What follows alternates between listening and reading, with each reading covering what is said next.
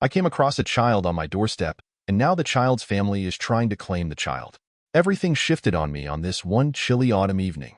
I had just come home after a long day's work and gotten comfortable with a cup of tea when I heard a peculiar sound outside. A soft whimpering lay somewhere beyond the rustling of leaves. For a moment I thought I was imagining things, but my assumptions were met with the sound coming again, but this time clearer and more vivid.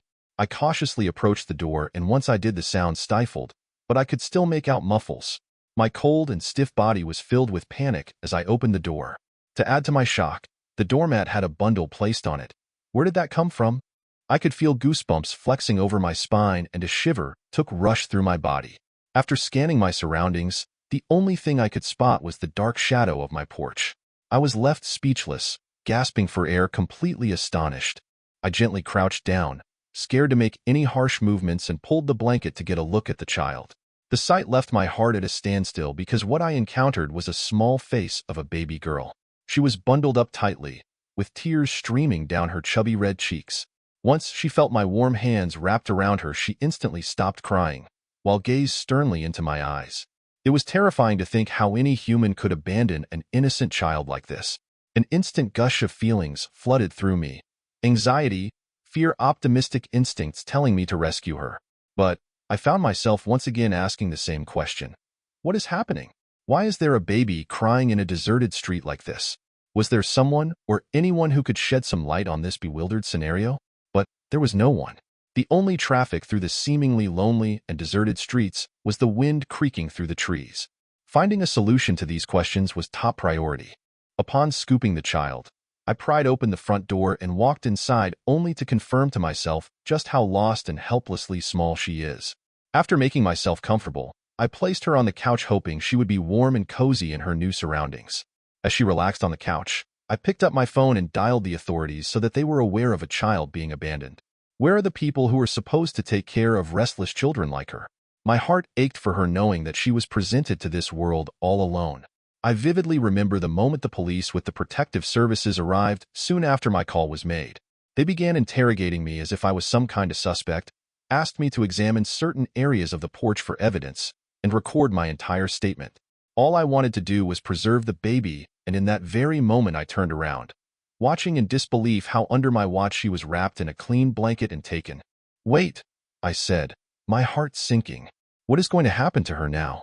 The officer looked at me, pity in her eyes. "She'll be taken to hospital where they'll carry out a checkup. After that, the Child Protective Services will take over. They will seek out her family." I nodded along, but a part of me did not want to let her go. In the fleeting moment she was at my house, I could sense a bond that I have never associated with the urge to protect and shelter someone. As the baby drove off with them, I stood frozen on the porch, feeling a hollow ache in my chest. I didn't know at the time, but this was only the tip of the iceberg. If you are not following our channel, you might never see it again. But if you are subscribed, congratulations. You can access the most interesting stories regardless of when you wish to watch them.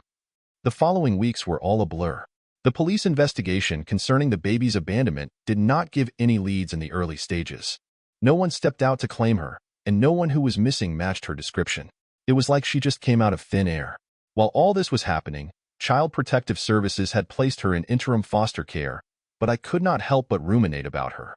I went to the agency many times, trying to find out more about her condition. The caseworker Nancy was warm and patient. She noticed from my body language the worry I was feeling and the incessant questioning I asked about the child's welfare.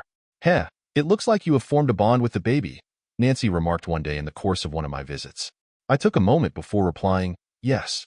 She was placed on my doorstep, and I do not know how to put it into words, but for some reason I feel responsible for her. Nancy looked at me with deep consideration. There are indeed protocols to follow, but if no one comes forward and if you are truly sincere about wanting to care for her, then there is a possibility of you fostering, and perhaps even adopting her. My heart raced. Adopt her? There was a reason I had not wanted to think about it, and now that reason seemed more obvious. It was much too fantastical considering my life at the moment. I live alone. I have a reasonable but not exceedingly high salary. Life is stable and monotonous. The thought of caring for a child, especially in this scenario, was so far-fetched that it seemed to never conflict with my reality. But the thought of strangers caring for her made me feel suffocated. After a lot of strained thinking and trying to reason with Nancy, I finally managed to convince myself. I could be her foster parent. It took a great deal of determination to get started, but how could I leave her hanging without at least trying? The process was extremely painful, consisting of home inspections, background checks, and lots of paperwork, but I was dedicated. I had to give her a place to stay until we found out more information about her situation. A month later, my family agency placed the child into my custody. I became her foster parent, and they gave me the authority to name the child. I named her Lila, a name I found truly suited her tiny and delicate self. The first few weeks were an adjustment period. I was dealing with endless sleepless nights, diaper changes, and an entirely new routine being forced upon me. But none of it mattered.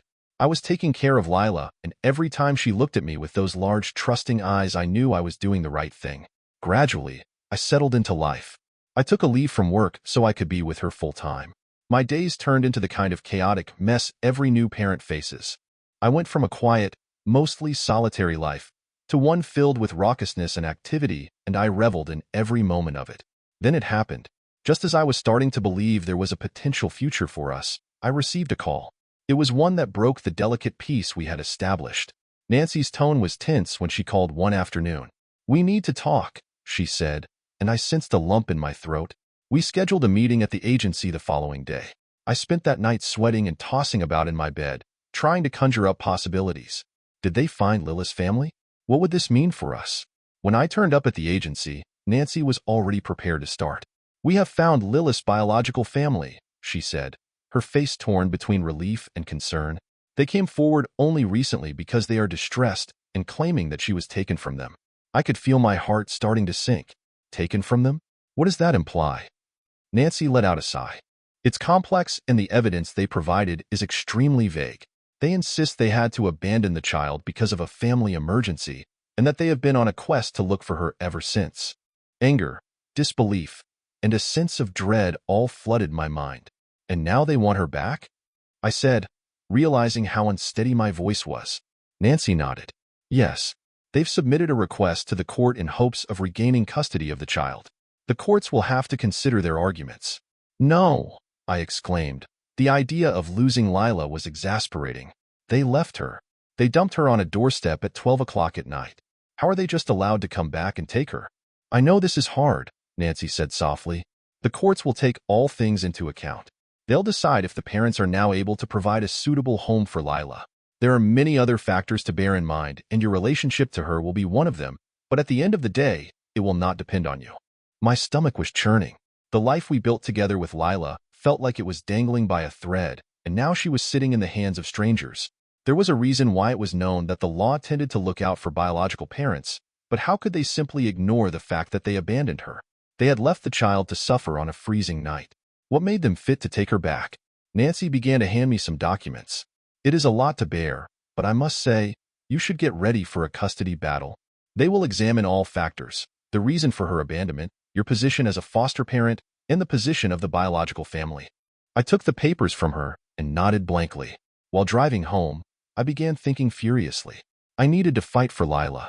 I needed to show that I am the only one who can and will protect her. How am I supposed to do that against her real family in court, though? These immediately encompassing few weeks were, without a doubt, the most painful of my life. I had retained a family law practitioner, David. We started working towards registering the custody claim. David had said he was very cautious and wasn't getting his hopes too high but was still optimistic. He explained that, as a rule, courts prefer to put children with their biological parents. But the reason Lila's abandonment would work in our favor. What needed to be proved was I am the more loving and stable one for Lila's future. We compiled the evidence in photographs, videos, and documents which revealed the life I created for Lila. I collected testimonies from my friends, neighbors, and my pediatrician to demonstrate the loving and stable home I had. I recounted the story of the night I unexpectedly found the child at my doorstep, the fear, shock, and intense love that diluted ever since. Then came the hardest part, facing Lila's biological family. I had more insights in these individuals through the court filings. They appeared young, in their early 20s, and their life story was as disorganized as it was tragic. They reported being in an abusive relationship and claimed to be homeless at the time they left Lila. They said that they were now living with relatives, in a far better situation, and wanted to reclaim their daughter. The story was obviously meant to evoke some pathos. How can one not sympathize with such markedly harsh life conditions? But thinking of Lila, so small and fragile, abandoned alone in the middle of a dark, cold night without protection, made me remember the fact that these people had left her. No amount of remorse could change that. With each day, the hearing slowly felt more and more real, and I could slowly feel the burden of the choice off my shoulders. If I lost, Lila was going to a family who had left her behind once already. If I won, then I would have taken a child away from her biological parents. In the end, I felt there was no real winner. The only one who had won was Lila at the end of all of this. When the day finally arrived, I opened the door to the courtroom and was greeted with the heavy thump of my heart. It felt like it had completely drowned out the rest of the world. Lila's biological parents, Megan and Tyler, were already there. They were already seated and looked nervous with red puffy eyes. I do have to admit, I felt sympathy. They looked young and scared, and they clearly went through a lot. But then I remembered the whole point of this, which was Lila. This session began with opening statements from both counsels. The attorney for Megan and Tyler highlighted their struggles, how Lila came to be abandoned, and how they have tried to rehabilitate their lives. They argued that as a last resort, out of options, they believed that leaving Lila on a doorstep was a better alternative to keeping her with them during a perilous time in their lives. It was tough to sit and listen. Part of me sympathized with that panic, that fear that may force someone to make such a vexing decision. But the other part of me was equally enraged. The most astonishing element of that situation is the fact that they left her without a note or clear indication of whether she was capable of being found in time. Rather than despair, it was gross negligence. Then it was my turn. Prior to my testimony, my lawyer went on to detail the material we had, which consisted of stable environment and the affection and care that I provided to Lila since the day that she was put in my custody. We showed videos of Lila in the home I made for her where she was laughing, playing, or otherwise thriving. We argued that if you removed her from this stability now, it would be injurious to her emotions. She most certainly needed some moderation, not chaotic changes. When I took the stand, I recounted everything in detail, right from the day I came across Lila to my fear for her safety, to the love which I have for her now. I recalled the many nights I sat up with her when I was sick, the joy watching her take her first steps and uttering words for the first time. My emotion all trembled while thinking about it, but one quote I firmly believed in stood out. She is my daughter in every way that matters, and continued, in my opinion. I do understand how her biological parents want to make amends, but the sad truth is that Lila deserves so much more than a home where she is safe, loved, and cherished with utmost esteem. I could see that Megan and Tyler were completely in tears. They were, from her body language, two people who were severely broken and burdened by their mistakes. But there was no way I could feel pity. I needed to be strong for Lila. Each judge listened to me. When it reached the hearing end, Megan and Tyler closed CAF again and asked to speak with me in a week. To my shock, they forwarded a statement claiming themselves to be pity, making their closeness statement obvious for the public. A week in which my willpower was tested to the very limit. The following week was unbearable. I continued with my daily activities while taking care of Lila, all the while trying to brace myself for any possible outcome. I spent hours picturing what words would come out in case I lost the decision. How should I rephrase to a child the fact that I hadn't been able to protect her, that she was bound to get taken away from me? Finally, the day came. I was present in the courtroom with my hands shaking as the judge got ready for reading the verdict. Megan and Tyler were sitting in front of me, and they looked as though they were glued to each other's palms. Both of them appeared very anxious and pale. As the judge's voice resonated in the courtroom, calm yet calculated, "The court has reviewed all the evidence and testimonies presented. This is not an easy choice. I can imagine that both sides are very concerned about this specific child. Judges always work with the finest details, and their responsibility, just like mine for that child, is to work with what is best for Lila." This was the sentence that came from the judge OMN arriving to a decision. I felt like I was in a standstill. I tried to capture the feeling to my core, as the feelings began creeping in on my very existence. The court concedes that the biological parents have tried to alter their situation. It is clear that Lila has been doing well in her current setting, though. She has a relationship with her current guardian, and she is being adequately cared for. To remove her from this environment would severely impact her social welfare. I felt every beat of my heart. Thus, he stated, all the decisions I have reached in relation to this case are informed by Lila's well-being, and these aspects paint a picture that suggests that she shall remain in the care of the current guardian, but supervised access will be awarded to the biological parents as a gradual step towards fulfilling their desire to engage with their child. I released the breath that I was inexplicably holding. Like a surge, relief overcame me. Lila is staying with me. She is secured. Megan and Tyler started softly crying on their seats. My victory tasted a bit bittersweet. It feels good that they lost but have a chance to know their daughter and be part of her life, at the mercy of the court. In the timeline after the ruling, there was a lot of emotions intertwined with each other. It made me so happy that Lila would remain in my custody, which meant I was able to continue being the mother she needed. At the same time, I was filled with grief for Megan and Tyler. They were considerably younger and were clearly suffering from a troubled past and had to face the consequences of their actions now. The visitations had to be scheduled and supervised, and I was anxious about how they would turn out. However, I came to the realization that it was not just about me. It was with respect to Lila and her feelings, and she most definitely deserved to know her roots and build a healthy relationship with her biological parents. The initial visit was surprisingly uncomfortable. Megan and Tyler appeared very careful with their emotions, which made it clear how much they were distressed at meeting Lila. At such a young age, there was no way for her to know who they were, and she looked at them with a blend of reluctance and wonder. But as weeks passed, they started accepting the integration of my family into theirs. They adhered to the court directives to slowly become part of Lila's further supportive family, building a gentle balance. Personally, I kept training myself to be the best parent for Lila. Our day-to-day life transformed into a new normal which we tried to manage with as much ease as possible. I had always fought for her, and I would fight for her every day.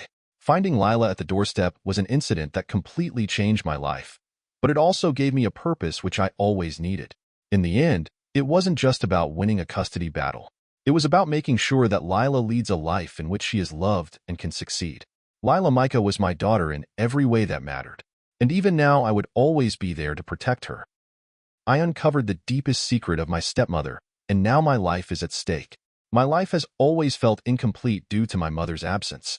She passed away shortly after I was born, and my dad and I spent our lives together.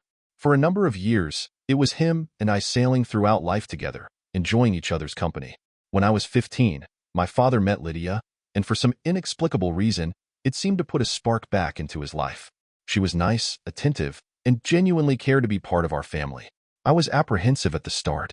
Lydia was new, and she had no ties with my age, so she was immediately an outsider.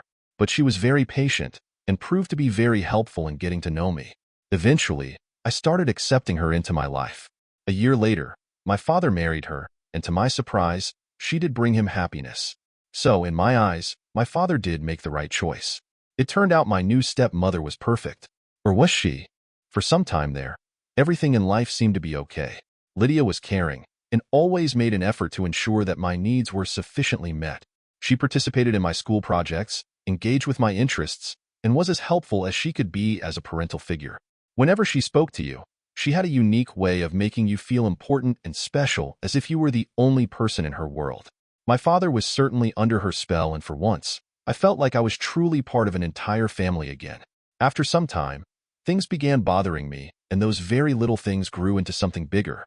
Sometimes, Lydia would completely vanish without a trace for hours on end. She would receive some phone calls which she would answer in another room, her voice filled with urgency and whispering. If I tried to inquire about some of the things such as her whereabouts or who she was talking to, she would simply smile, soft laugh while answering in vague statements. "It was just some errands for me. There's nothing for you to be worried about, darling," was how she would put it. Her words made complete sense. At least I wanted them to. I'd like to think that life with a family like this isn't some elaborate lie. I heavily wanted to believe in her words, but the way she was so evasive made me think otherwise.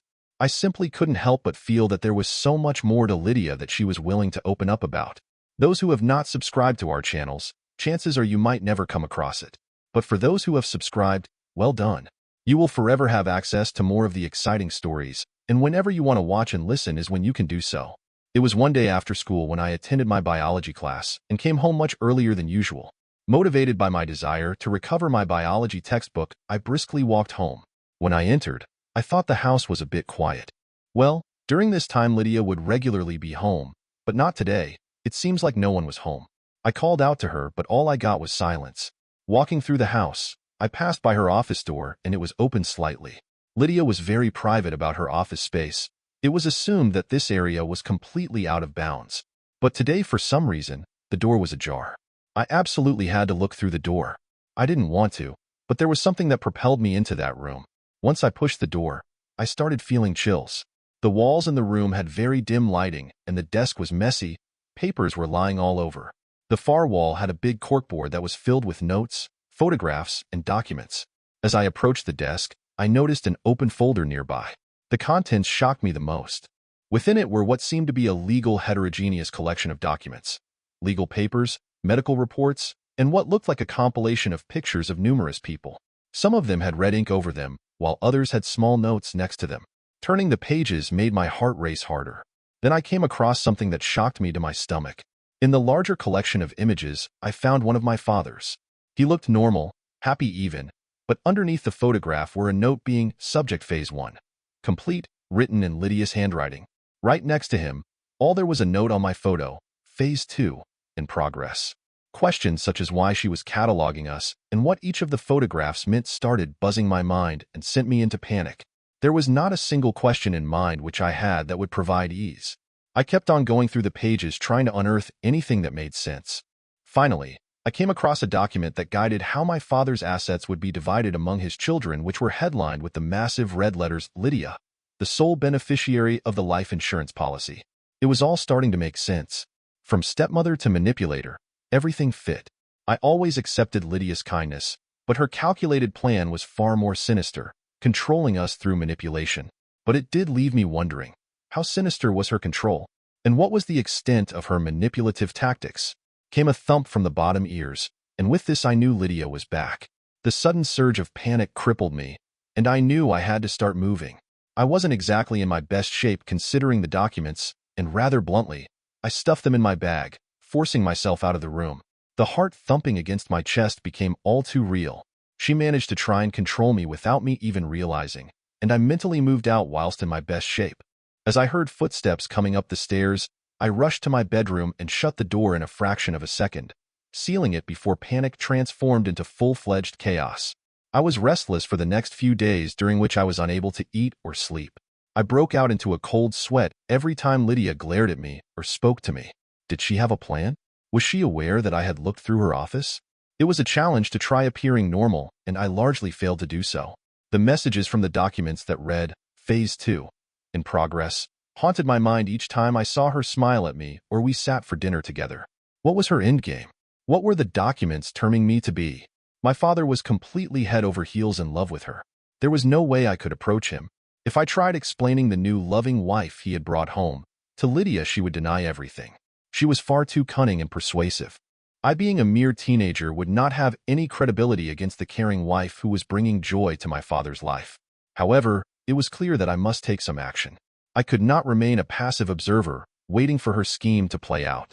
So, I started to collect my own evidence, slowly and carefully. From my friend, I borrowed a digital camera that I used to capture documents in Lydia's office when she was away.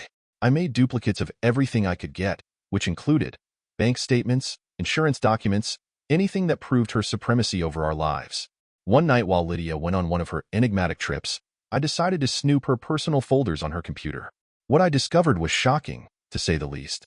There were emails with unfamiliar senders talking about progress and targets, an elaborate spreadsheet of assets under my father's name, and a document that contained a payout, final phase.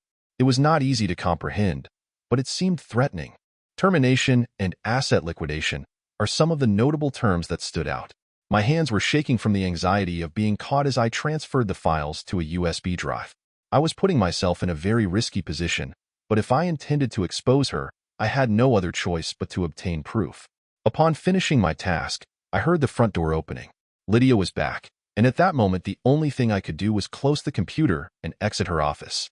With her usual warm smile, she glanced at me and walked into the room with a smile, but all I could see was a darkness behind that innocent, smiling face of her. The fear that had ruled my life for so long had become debilitating. It was clear I needed to speak to Lydia directly, but I could not allow her to have any chance of working out of it. It would be essential to have a witness, someone who cared enough about the truth and would be willing to protect both me and my father. This is why I decided to get in touch with Detective Harris, an old accelerator of an acquaintance of my mother who used to visit our house every now and then. I went ahead and told him all of my findings and showed him the proofs.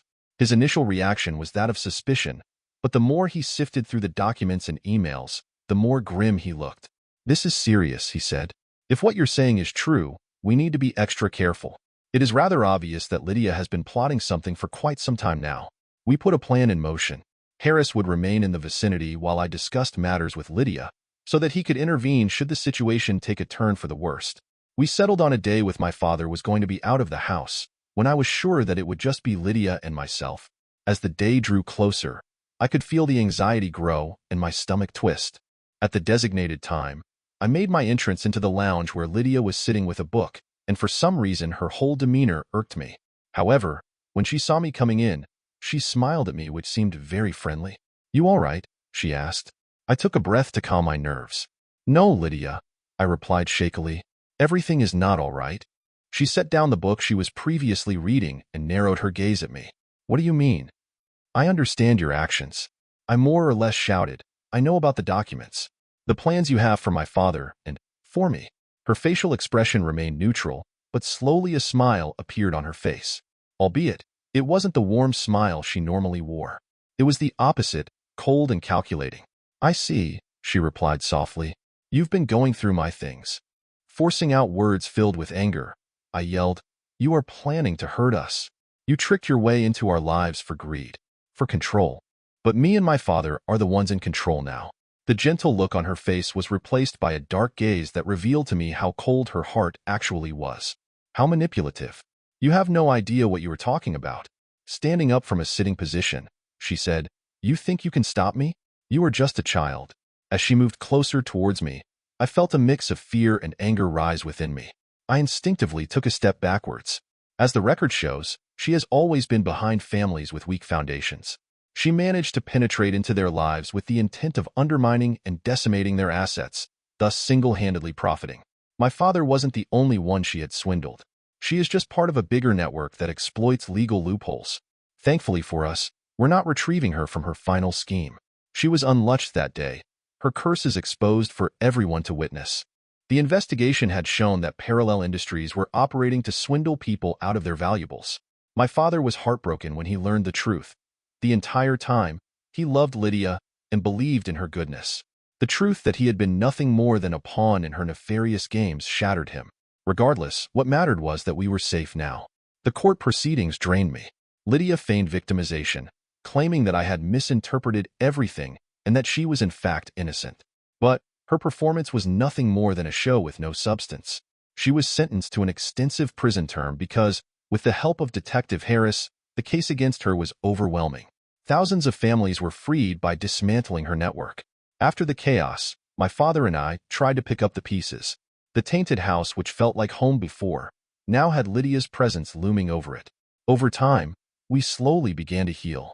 I set out to college and began pursuing my dreams with fervor. My father started new hobbies in an attempt to find solace after the abyss Lydia left in his heart. Lydia was a sheep in wolf's clothing, and that almost ruined us. At the end, she had to pay the price for her secrets, and through it, she lost. With the truth being revealed, we were freed from the shadow she cast over our lives.